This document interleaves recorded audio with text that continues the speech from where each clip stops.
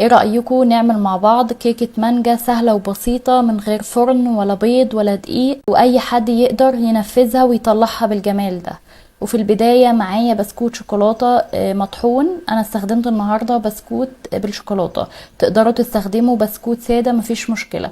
هنضيف عليه نص كوباية من الزبدة المذابة وهنقلبهم كويس جدا مع بعض لحد ما البسكوت يشرب الزبدة كلها ويبقى شبه معجن كده شوية او زي رملة المبلولة. في صينية بقى بتتفتح من الجنب، ومش شرط خالص صينية بتتفتح من الجنب، ممكن تستخدموا اي صينية عندكم هتبقى تمام.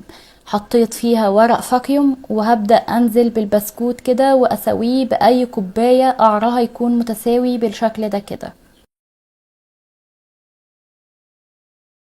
وبكده يبقى جهزنا الطبقة الاولى. هناخدها بقى ونحطها في التلاجة لحد ما نحضر الطبقة التانية.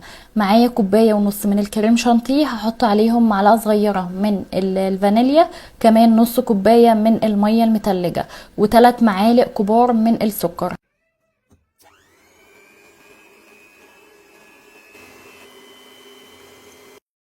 وبعدين نضيف عليهم كوبايتين من المانجا البيوريه الساقعة، يعني هنضربها في الخلاط من غير ولا نقطة مية، وبعدين نحطها في الفريزر تبرد خالص. وبعدين نضيفها على الكريمة بالطريقة دي كده، وهنخلط تاني لحد ما الكريمة مع المانجا حجمهم يتضاعف شوية.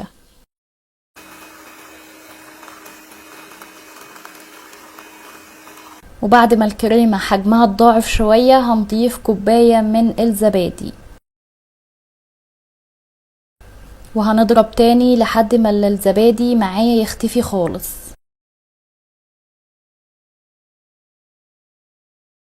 وبناخد الخليط زي ما هو كده ونحطه على جنب لحد ما نحضر كوباية فيها مية، يعني نصها مية من الحنفية عادية خالص. هنحط عليها معلقتين كبار من الجيلاتين، وهندوب الجيلاتين كويس جدا، وهنسيب الجيلاتين على جنب شوية، وهنلاحظ ان هو اتماسك تاني. هناخد بقى الكوباية كده ونسقطها في طبق فيه مية سخنة زي حمام بخار كده لحد ما الجيلاتين يدوب تماما، وبعدين نضيفه على الكريمة. اسفة الحتة دي ما تصورتش، انا كنت مفكرة الكاميرا شغالة لكن للأسف ما كانتش شغالة. فهنضيفه على الكريمة وهنرجع نضرب تاني شوية لحد ما خليط الجيلاتين يدوب تماما مع الكريمة. وبناخد بقى خليط الكريمة ده ونحطه على الطبقة الأولى اللي هي البسكوت بالطريقة دي كده، وبنساوي سطح الكريمة كويس جدا. وبناخد بقى الطبقتين زي ما هما كده ونحطهم في التلاجة أو في الفريزر لحد ما الطبقة التانية تتماسك كويس. علشان بقى نحضر الطبقة التالتة هنحتاج كوباية من المية السخنة المغلية عليها باكت من جيلي المانجا.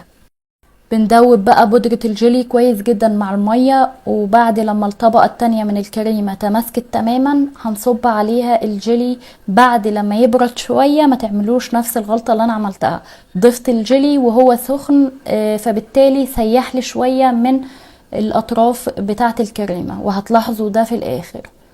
نسيب الجيلي شوية يبرد وبعدين نصبه على الكريمة. هناخد بقى الصينية الحلوة بتاعتنا دي وهنحطها في التلاجة من 2 ل3 ساعات لحد ما نتأكد بس ان طبقة الجيلي تماسكت هي كمان. بنخرجها بقى من التلاجة، بنشيل اطار الصينية وورق الفاكيوم، وبتبقى معانا بالشكل التحفة ده. تقدروا تزينوها بقى زي ما تحبوا، التزيين ده يرجع لكم. شوفوا بقى ما شاء الله قد ايه شكلها تحفة وشكلها مرتب وشكلها بجد يفتح النفس. كمان قد ايه الطبقات كده متماسكة وشكلها بجد حلوة قوي حقيقي، من احلى واطعم الوصفات اللي هتعملوها بالمانجا. منعشة كده وترطب على القلب ومش هتشبعوا منها حرفيا. طعمها بقى في حتة تانية، قد ايه كريمية ولذيذة كده وغنية جدا بطعم المانجا. اخيرا لو عجبكم الفيديو ما تنسونيش في اللايك والشير، واشوفكم على خير في فيديو جديد ان شاء الله. مع السلامة يا حلوين.